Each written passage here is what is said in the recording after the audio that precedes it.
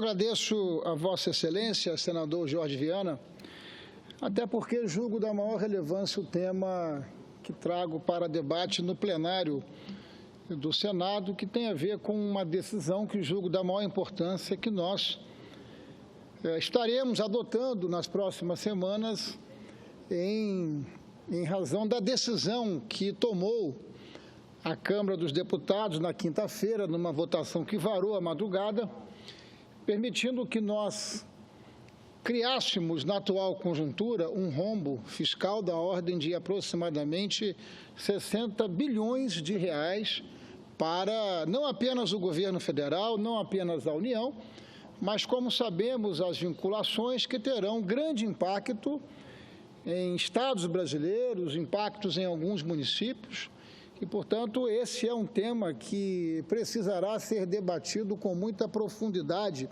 aqui no Senado da República. Até porque, senhor presidente, julgo ser de fundamental importância entendermos e compreendermos o valor da disciplina fiscal.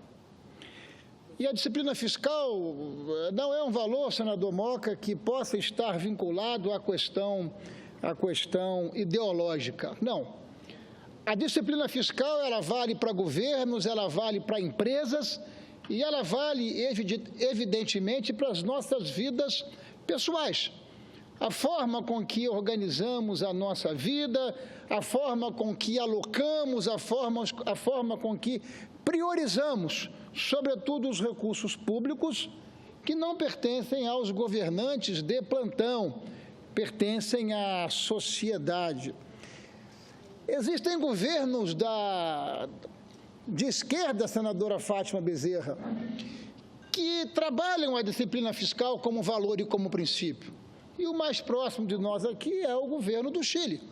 O governo Bachelet é um governo reconhecidamente de esquerda e é um governo que trabalha a disciplina fiscal como princípio e como valor orientador das questões governamentais. Existem governos sociais-democráticos que exercem esse tipo e cultivam esse tipo de valor, existem governos de direita que cultivam, enfim.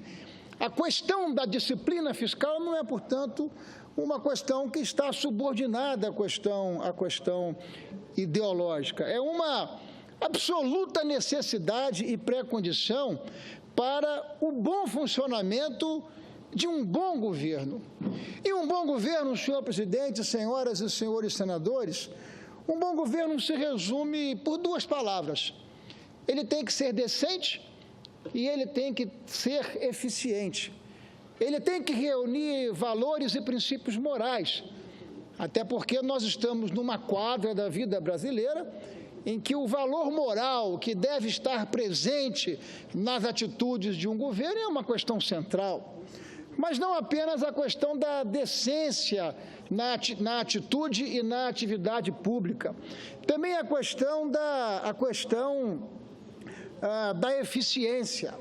Ou seja, um bom governo é aquele que cria as condições para que as pessoas possam prosperar, para que as pessoas possam se desenvolver a partir do seu esforço, do seu talento, da sua vocação e do seu potencial. Grosso modo, senhor presidente, senhoras e senhores senadores, nos últimos anos nós assistimos às maiores manifestações e mobilizações populares da nossa história. No centro dessas mobilizações populares, um repúdio à forma com que o governo da presidente Dilma vinha dirigindo o nosso país. As questões relacionadas à crise moral, à crise política, aos equívocos de orientação econômica, que mergulhou o nosso país numa crise sem precedentes. Mas não apenas isso. Havia, como há de fato por parte da sociedade, todo um cansaço e um esgotamento em busca de governos que possam justificar a sua existência. A população quer, portanto, governos que possam funcionar, quer governos que possam retornar à sociedade essa alta carga tributária que se cobra em nosso país. Portanto, um bom governo é uma pré-condição nessa quadra em que nós estamos assistindo. O governo afastado da presidente Dilma violou todas as premissas da boa política fiscal e, por isso mesmo, mergulhou o nosso país num verdadeiro colapso.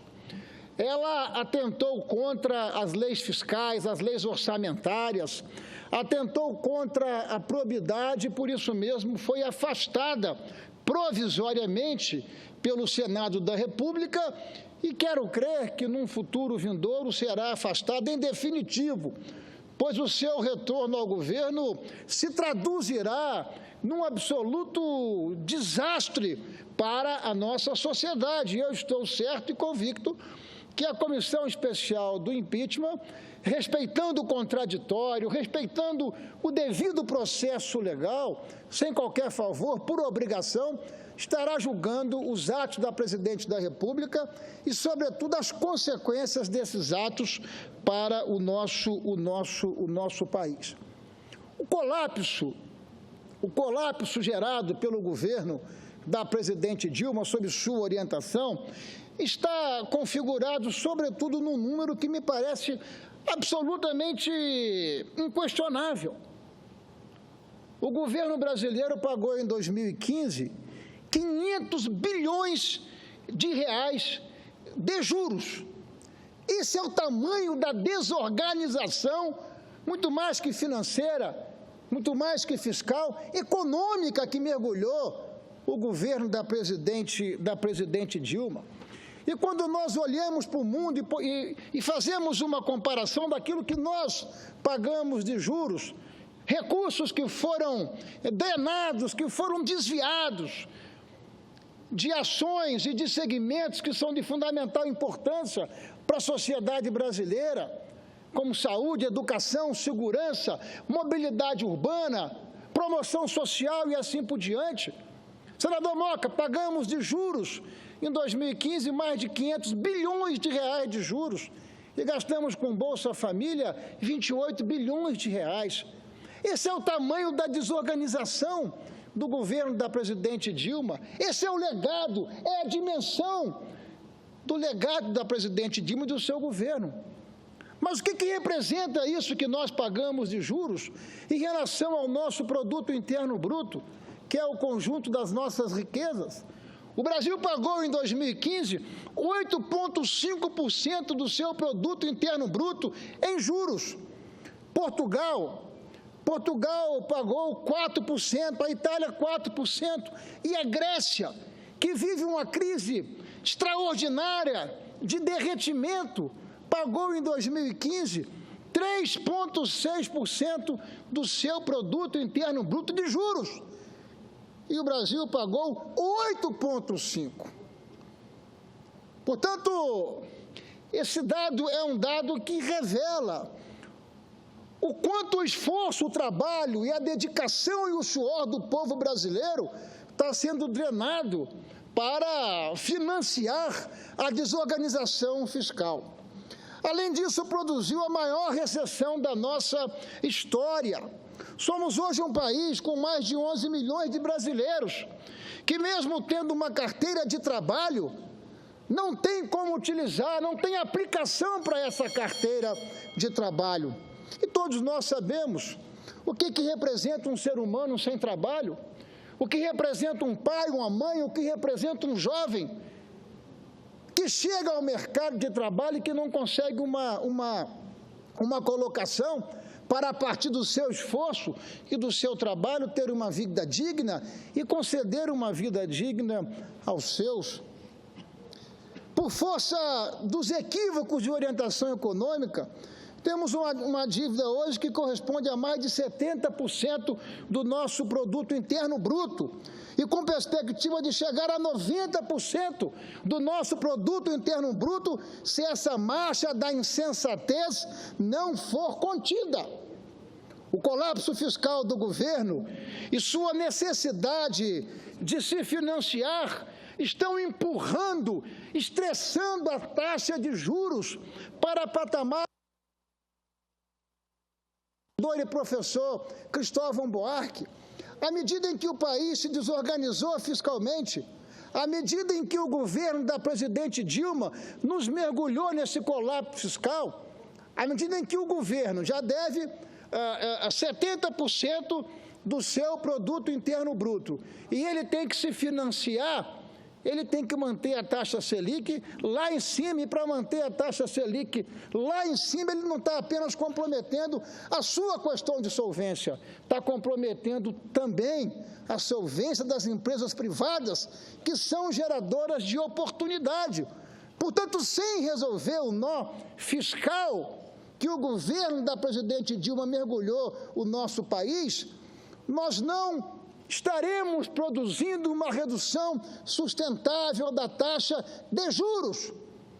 Por isso é essencial que nós possamos discutir com muita cautela as consequências e os impactos da decisão adotada pela Câmara Federal, que ao aumentar o teto salarial daqueles que estão no topo do serviço público brasileiro, estão gerando não apenas para a União um rombo de 60 bilhões de reais, mas estão contribuindo para inviabilizar ainda mais estados e municípios, até porque não pode, numa federação, qualquer dos entes federados, gerar responsabilidade financeira para outro ente sem que ele possa indicar a fonte que vai financiar.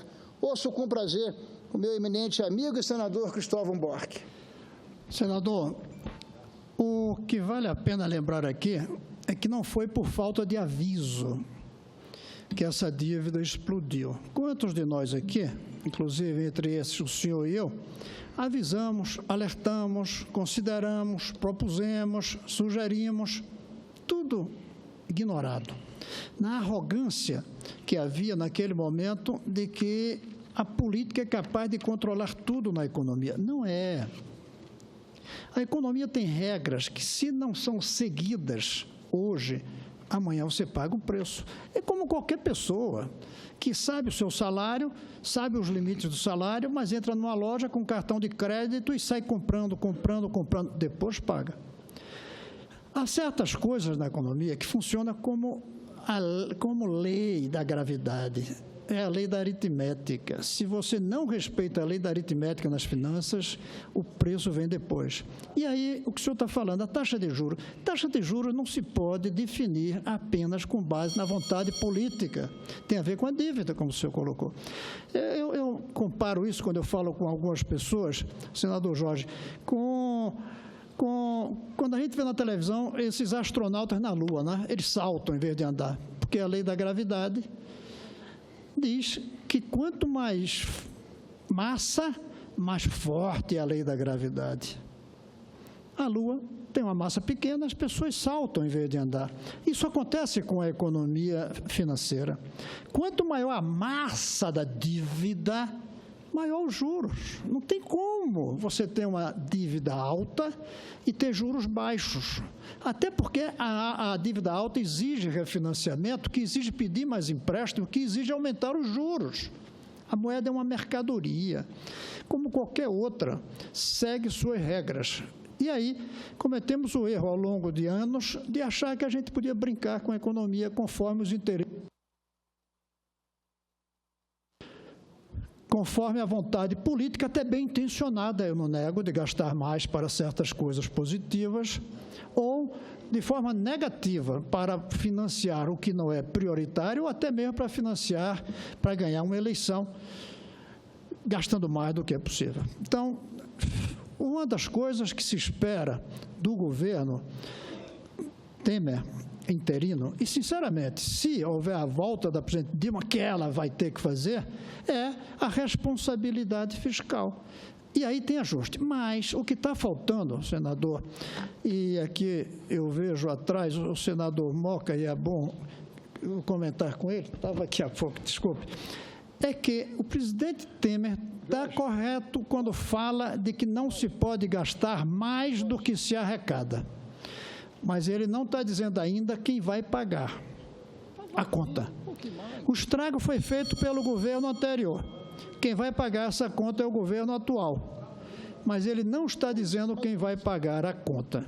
Por exemplo, quando não é possível gastar mais do que o aumento da inflação. Está correto. Obrigado a parar, não? No total, na linha de gastos. Mas em que rubrica é que a gente vai cortar ou aumentar? A proposta do ministro Meirelles, do presidente interino Temer, não é de diminuir gastos com educação e saúde, é manter os mesmos gastos para o conjunto. Mas pode perfeitamente, e isso é o que caracteriza a palavra prioridade, dizer, olha, a gente só vai ter isso aqui, então vamos diminuir aqui para aumentar aqui. Quem vai pagar a conta é que a gente está precisando de debater, discutir, para dar o máximo de credibilidade ao governo interino. É isso, senador Ricardo. O fato... Eu só queria, eu sei que o senador Ferraz está trazendo um tema da maior importância, mas eu preciso, eram 5 minutos, já vão completar 20, que Vossa Excelência está falando. Estou dando 4 vezes o tempo, mas é que nós, provavelmente, vamos ter que cancelar a sessão quando a comissão abrir. Aí eu só peço essa compreensão de Vossa Excelência, querido amigo Ferraz.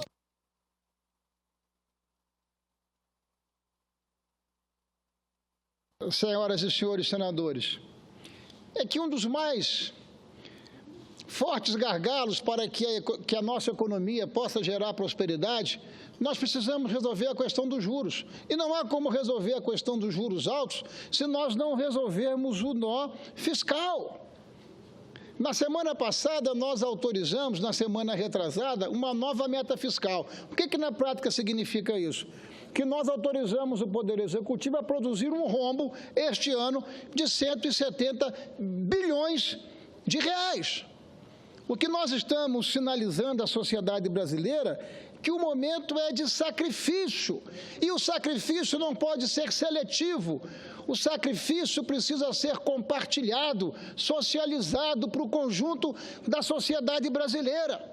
Se num momento como esse, com uma brutal crise fiscal, nós abrimos espaço, sejamos sinceros aqui, para aumentar o teto dos senhores ministros do Supremo Tribunal Federal, pelo efeito em cascata, vinculador que tem, o impacto disso nos estados é muito forte e muito grande, abrindo inclusive uma coisa absurda e indecorosa, que é o espaço para que nós, senadores, possamos aumentar os nossos próprios salários.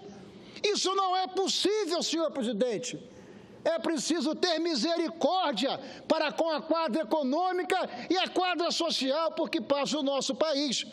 Portanto, o Senado da República, na condição de Casa da Federação Brasileira, terá que se debruçar sobre esse tema e amanhã na Comissão de Assuntos Econômicos eu estarei, inclusive, apresentando um requerimento para que o ministro do Planejamento possa se fazer presente e possa justificar e falar das consequências deste aumento nesta quadra de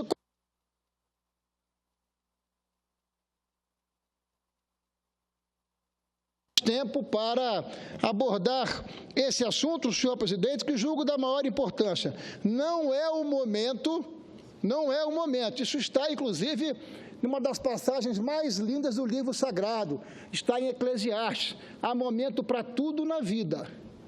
Há momento para tudo na vida. Há momento de plantar e de colher. E este não é o momento de nós aprofundarmos ainda mais o rombo fiscal por conta de estarmos muito próximo, evidentemente, de um colapso. Muito obrigado, senhor presidente.